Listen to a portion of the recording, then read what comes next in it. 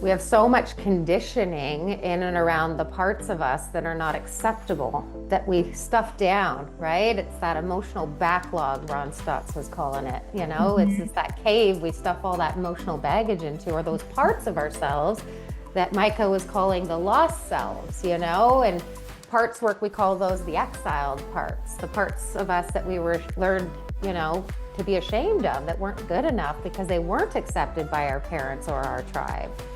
And so look at all of that, trauma that can be absolutely avoided in our children's experience because, I'm thinking about this too with Brooklyn because she's a manifesting generator, right? And so an aspect that Micah was describing about the manifestors is also that they are the initiators. There's only 7% of them in this world, and that they're here to learn how to take the lead. And that the big piece of that in terms of their maturation process and our role in that as parents is really empowering that trust. Welcome to the Leadership Launchpad Podcast, the Legacy Edition, where conscious leaders unite to unlock their highest potential so collectively we can change the way the game is being played. Welcome to the Leadership Launchpad Podcast, changing the way this game is being played. And Tracey Allen and I are back. Oh, yes, to pull the curtains back for all of you to be able to sink into some of our explorations. Today, we thought we would riff on some of these amazing guests, these conscious leadership experts that we've been bringing on the pod these last couple of weeks. Obviously a big part of our innovation here at the Leadership Launchpad Podcast. We've been taking a deep dive into this whole portal of possibility we're calling conscious leadership. And I think I'm just so excited, right? In terms of the feedback that we're getting on these guests, because it really shows us that we are deeply in tune to what's going on with our audience right about now. Right, Trace? Mm-hmm. It's been great. I mean, even ourselves, we've been kind of like waking up a little bit on some topics, right? I feel like I have. We can talk about that.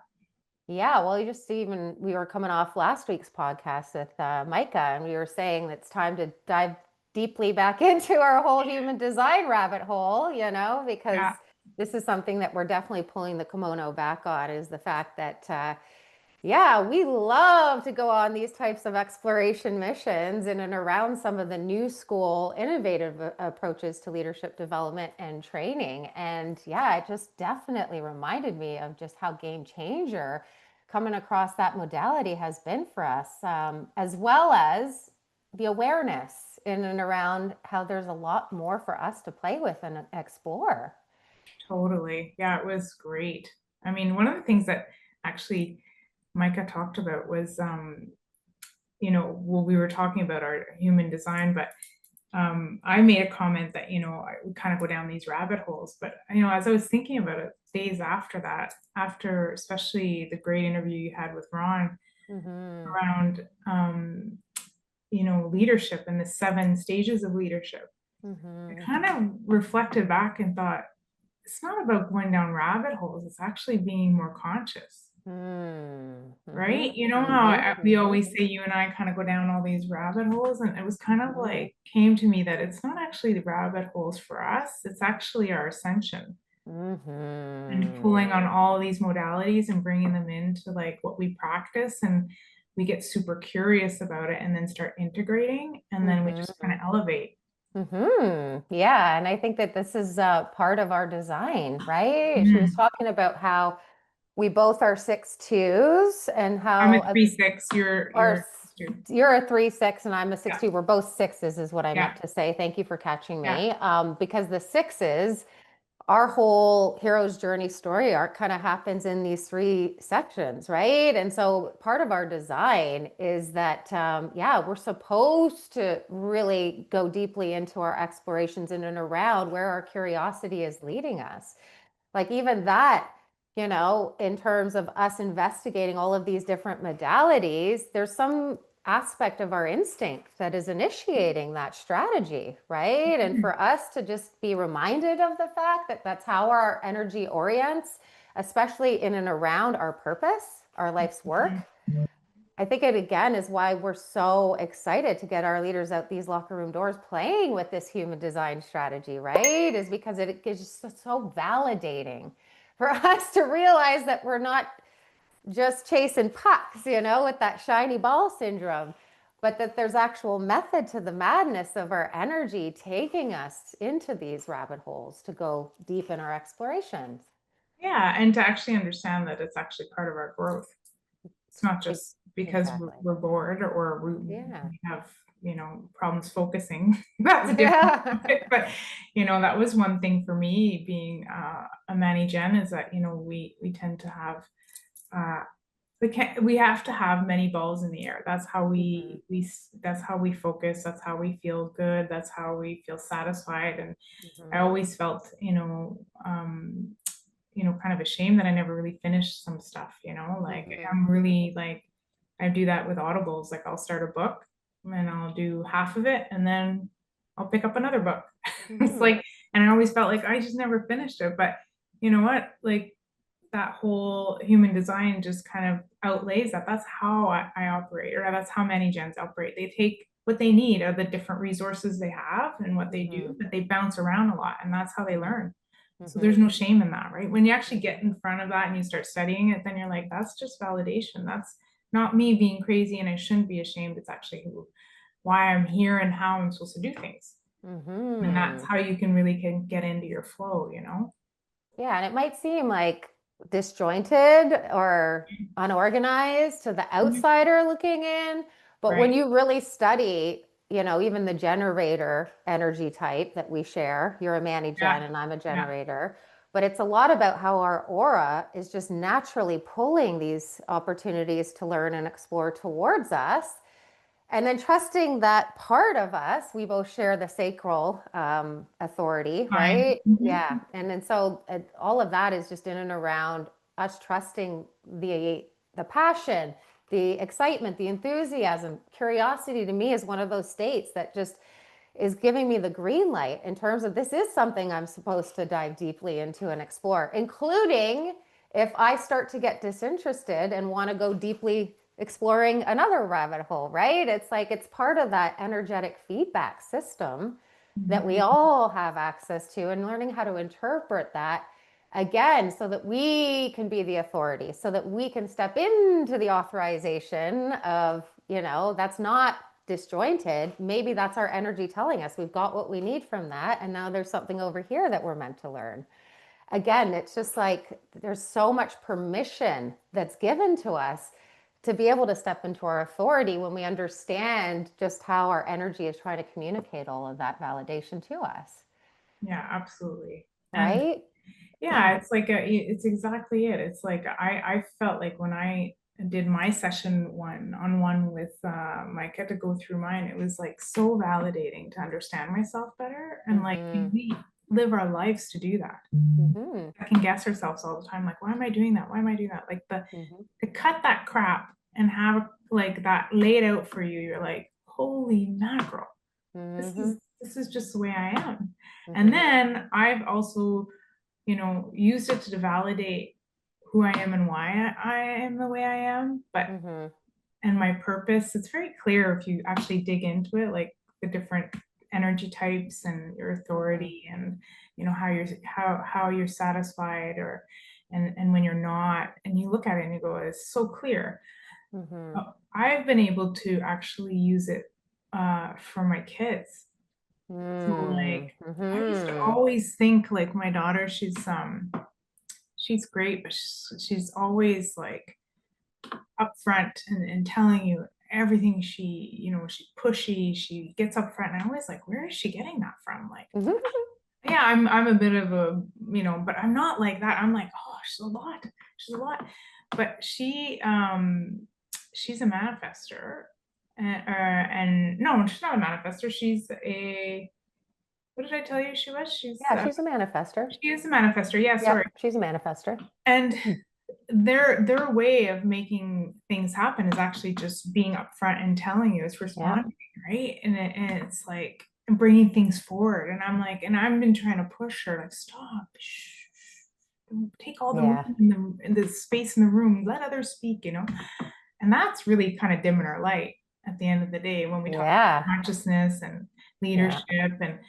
But now that I have a better appreciation around, why she's doing that, like understanding that, and then trying to pick areas where that really benefits her to try to kind of like tell her that's really good when you're doing that, because that will bring you there, and not focus on the part I don't feel comfortable with, because that's my stuff, right? Like, so when you learn to actually play with that, you really kind of get a really better understanding about who you're negotiating with most of the day, and understanding why they are the way they are. Because a lot of us think, well, they're my kids, so they must be like me, or they're all the same. Like, and I used to do this all the time too. Like, my mom would always say, oh, your brother's hurt and he feels like, your dad didn't love him. And I'm like, oh, for God's sakes, we both have the same parents. Get over yourself. Like, he's just a whiner. It's not like that. Actually, through my learning and development, the way that he interpreted things were much different than the way I interpreted things. Even though we may have had the same, reaction from my parents, we all had different ways of reacting to it emotionally. And that also plays into, like, I think, anyway, understanding better who you're dealing with is just so much easier than to be conscious around how you deal with them and how you make them feel good, or how you discipline them, or how you challenge them to stay on their path, and so forth. So if anyone's looking for that, I felt that was really helpful as a mom. Oh, it's game changer, because it's everything that Ron Stotts was talking about, and Micah was talking about it too. Is like, we have so much conditioning in and around the parts of us that are not acceptable, that we stuff down, right? It's that emotional backlog, Ron Stotts was calling it. It's that cave we stuff all that emotional baggage into, or those parts of ourselves that Micah was calling the lost selves, and parts work, we call those the exiled parts, the parts of us that we were learned, to be ashamed of, that weren't good enough because they weren't accepted by our parents or our tribe. And so look at all of that, trauma that can be absolutely avoided in our children's experience, because I'm thinking about this too with Brooklyn, because she's a manifesting generator, right? And so an aspect that Micah was describing about the manifestors is also that they are the initiators. There's only 7% of them in this world, and that they're here to learn how to take the lead. And that the big piece of that, in terms of their maturation process and our role in that as parents, is really empowering that trust, in terms of where they want to step up and take the lead, or initiate something that maybe looks quite different to how we would have done it, because our energy doesn't necessarily perceive it the same way. But how game changer is that for a parent to be able to hold that safe space for their children to feel not only accepted, but empowered to go towards and explore, and then gain mastery towards, before they become adults and leave our nests. And I think that's what, like, you and I talk about, all the work we do, or especially that you work with a lot of people, but it's like the trust in yourself. Imagine, I feel like a lot of us as parents actually have an effect on, because of the way that we see things, we don't understand our children. We destabilize them, which then, they lack trust in themselves, which then they need help later on to get that trust. So imagine if you can do it right from the beginning, and empower them to trust themselves and support them. Imagine how game changer that is for the rest of their life. They're not me sitting here getting help. Already done and enjoyed a very good life behind that, right? I wouldn't change my journey, but I'm just saying, like, could you imagine how powerful that could be for your kids, right? Yeah, that's the ripple effect of conscious leadership. It not only changes the way we play the game, it changes the game for all of the people that we're leading. And that's why we're calling it a portal of possibility, because the possibilities that will open up for your child, if you understand how to create that safety and that level of acceptance, and thus trust, and thus security, not only in our relationship with them, but with their relationship with themselves. I mean, that's the gift that's going to keep on giving to our world. These are the future leaders, we're saying, of our world. So to get in on the ground floor, to me, is like best case scenario in terms of consciousness training. And I think that, yeah, because we are giving ourselves permission to go down these rabbit holes and explore these different modalities, I think that's it's what makes the case for why that is a journey that we keep going on. Yeah. You know, is because it amplifies so many resources for everybody that we show up in the lives of as leaders and impact in terms of their growth trajectory and ascension. Mm-hmm. We should promote that to be in the schools. Imagine that. How cool would that be? I was Well, at this is, I was at yeah. a class this weekend, Kundalini class, and one of the teachers said, or one of the participants said, imagine if they did this in school. And she said, actually, in Colombia, they do have some schools that offer Kundalini. I was like, that's amazing. And the kids love it because they actually can learn how to breathe into situations and know how to calm themselves just with the breathing techniques, right? It's so great. Another rabbit hole we could go down. You know what I mean? It's just Well, all this stuff put together is like just, ascends, right? You just continue to like build and build all these tools to help you be a conscious leader, right? mm-hmm. Yeah. And I think in my naivete coming out of school, I definitely, when I thought my starting point was to get in the trenches with the young athletes, that was my intention, was like, let me get in as close to that ground floor of their self-concept and their mindset as I possibly can, because obviously that's what's going to have the biggest impact, but yeah, and I think we know the challenges that we're up against in terms of changing the school systems, whole approach to how they train and develop their leaders, their teachers. It's the same thing that I'm seeing even 20 years into the game in terms of trying to get these resources into the coaches' perspective, of the athletes. But for me, that's why the play has to be getting us all to realize that whether we're parents or not, we're all leaders. Whether we have a role or a corporate title that suggests that we're leaders, we all, in our energy and the choices that we make, cascade a ripple effect. Absolutely. So for me, it's just yeah, it's just really trying to inject these resources into the leaders that are really just starting to feel this call towards consciousness and really starting to, yeah, paint a picture in terms of the world we can co-create if we all really step into that challenge and calling. So one of the things that I want to talk about, because I thought Ron Stotts did an incredible job of making that case in terms of conscious leadership. He obviously is coaching in his 80s at the highest level in terms of the clients that he works with. But yeah, one of the things that I thought was so powerful about his interview was how he normalized the fact that if we didn't have parents like this that were consciously at the helm using human design to understand how to protect that maturation process, then for sure we all got stuff to look at in the backyard, meaning that inner child work. I believe he said, and I don't want to quote him because I can't remember exactly, but he said that it's just work that has to get done. And I think that's something that you and I really resonate with because, yeah, it's definitely something in 2025 that people still question. They don't believe that that has anything to do with how they're showing up in business as a leader. And so, yeah, I just think since you weren't with me when I was interviewing this man, which I know we're going to have him back in so you can have your turn asking him questions. But how did that piece of his interview land for you? Because I know it's something that you and I talk about that we're very passionate about demystifying, because we know the higher you climb in that ascension as leaders, he was talking about the 7 levels of leadership, it kind of becomes requisite. It becomes non-negotiable. And maybe this is something we're not talking about as much as we should be in the leadership development space.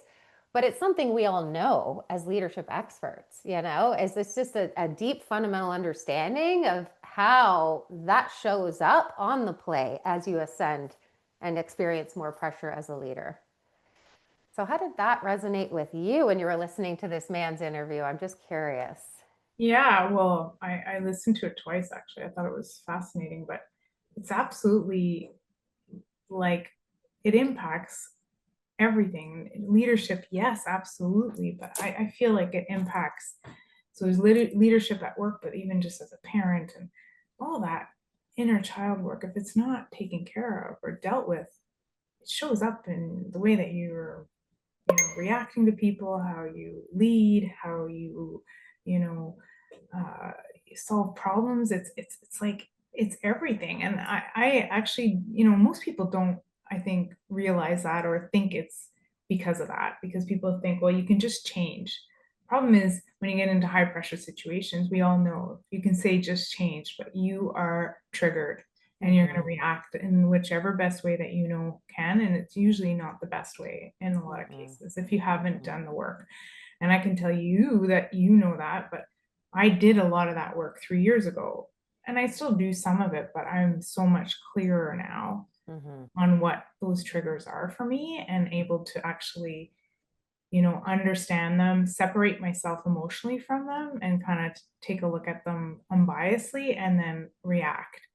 But it took a long time to even make those connections, and actually you were the one that were able to like make those connections for me through our process of working together, where you would show me, like, tell me more about your childhood, and then you could see that stuff showing up for me every day and saying, that's the correlation. But when you can make that connection, that's step number one. Okay, that's correlates to when I was a child, and this is a an inner child issue that I faced, or trauma that I had, and then it's about working through it, right? And that takes a lot of like being able to really sit with yourself and actually kind of separate yourself and really understand what is the truth about that. And I think he talked about that a little bit, was when we were children, those strategies worked for us to protect us, but then as we're adults, they actually don't serve us anymore. So then how do we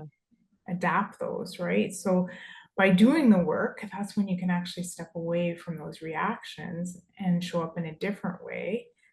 And over time, and that's where that ascension piece comes in, is over time you just kind of like gradually become deeper, and it becomes deeper and it becomes clearer, and you kind of ascend, and it's just like it's not a lot of work anymore to get back in line, like it used to be. Sometimes you would, we would work for a long time together, and all of a sudden I would be off the tracks. Why are we off the tracks? Get back on the tracks and have to work. But now I've done so much of the work that, and I don't think if I didn't do that work, that inner child work, I wouldn't be able to separate myself and be able to really make conscious decisions on how I want to show up, right? Yeah. So I think it was such a good, I love that he put it out there, because especially in business, we don't talk about love or inner child. That's not on play when we're in a business call or any of that stuff. So I love the way he framed that, because it's like he said, I can't remember either the words, but it's a must. It's not negotiable. It needs to get done. Yeah. And we're really obviously on a mission to make sure that we make the case for how requisite an aspect of leadership development and training this is, because the reality of what happens when a leader denies looking in the backyard is that they're leading in high fear. That's what we've been exploring all summer. It's like when we're in our perfectionism or our people pleasing or our caretaking, these are all protector parts that were designed in adolescence, right? Because that was how we could get seen and thus accepted as good enough, validated as good enough. But when you're still in your protector parts leading from high fear, it means that you're also leading from low trust. And that's insecurity that now becomes toxicity in your locker room to your teams, which destroys engagement, destroys psychological safety and trust. And all of that is the baseline for high performance. And so the higher you climb, the more ineffective you're going to be if you're still leading with these fear-based strategies that were never designed to be long-term strategies for successful leadership, right? They were just meant to be coping mechanisms for a child who didn't have the capacity to reconcile all that. But the power is in that reconciliation, with those parts, with those aspects of your lost self. And when all of that is called back home to the adult aspect of you, that's where you start to become whole. That's where you can lead in authenticity, which is leading in high trust, low fear. And that's what drives high engagement. That's what really, amplifies psychological safety and trust. And again, that's what drives innovation, high performance, adaptation. All the things that we know are absolutely requisite to high performing teams. But it is definitely something that, we still as high achievers, we just really battle with, is even thinking that that's something that is a part of that job, quote unquote. Yeah, I think about just as because you're giving examples of how this served you as a leader. And I know for me, it's like when I learned to reclaim aspects of my lost self in and around how sensitive a child I was, I mean, that really didn't bode well in a hockey locker room, as an example. I was being indoctrinated with no pain, no gain, Hobson, like whoopsh, whoopsh, just work harder. Don't worry about how you're feeling. Like all of that was so counter to this part of me that thank God I've called back home to the helm, because she serves this mission more than any aspect of myself, is that sensitivity and that attunement that was put in my energy by design, because that is what's informed my life's work and my purpose in this lifetime, right? So yeah, not only is it requisite just so that you can have enough security in your nervous system, thus resources, cognitive capacity to play with at the helm as you're starting to climb higher and higher in terms of, your leadership ascension. Yeah, not only is it going to open all of that up from a capacity standpoint, but at the end of the day, it's going to make sure that you are set up to make really highly aligned decisions, decisions that actually are going to land as satisfaction, not frustration, right? As an example from your human design. So I definitely hope, my biggest reason I wanted to pull this apart with you on today's show is that we both know that this can all too often get lost in the intellectualization of it. I think it's amazing when we gain such inspiration from these world-class experts in conscious leadership. All the information in the world does not equal a single change in our world. And so I think it's just really us trying to amplify the call to the practice. The practice is where all of that portal of possibility really shows up, right? And like making sure that we're taking time to go run our birth date and birth time through our free, she gave us the link to her website where she's got that free human design reader. And you can get right away, immediately, you can figure out like what profile number you are, what type of energy source you are. Like there's so much intel just even in that free resource. Yeah. Please, that is an example of how we start to integrate all of these opportunities to step into our ascension. And then, I thought Ron Stotts gave us a lot of really good reinforcement just in and around how game changer breath work can be. He was talking about when we haven't done any of that inner child work, we're leading from our amygdala as an example, which is like the toddler of the brain. And then just learning to do a little bit of breath work, which is obviously, why we start every single locker room session. I know you know this with that mindful minute practice is because it fires up, the right side of the brain alongside the left side of the brain. And now we've got integrated whole brain thinking, which puts us into the CEO, the cognitive leader, right? In terms of our frontal lobe in our brain. And so, that's an example of a practice, again, that we will demonstrate in our locker rooms. We'll call on our leaders to go out and use in real time because, it is absolutely game changer. It takes a couple of minutes at your desk. It's not hard to do. And the results are quite obvious for a leader to see how that shifts the energy in terms of their impact and influence in terms of whatever they do after that breath work.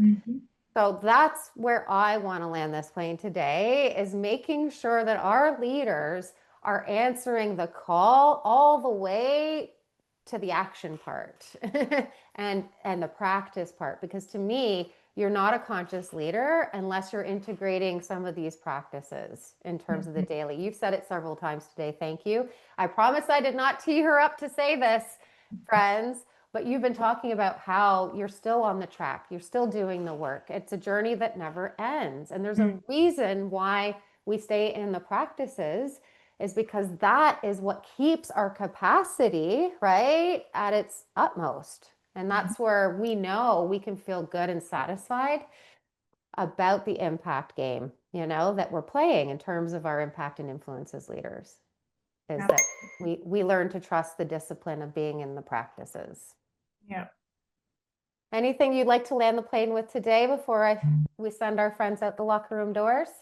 No, I think that was great. I think the only thing I'd say is, when we talk about modalities, there's more than what we've been talking about today, which is a couple, right? But we had Matt on who talked about psychedelics. So there's so many ways to tap into that inner child healing that, it will suit everybody differently and uniquely. So we might be talking about a couple today, but there's other ones as well that people should explore, and hopefully we'll continue to feed that as we continue to bring guests on to share. We definitely have more rabbit holes to share with our friends.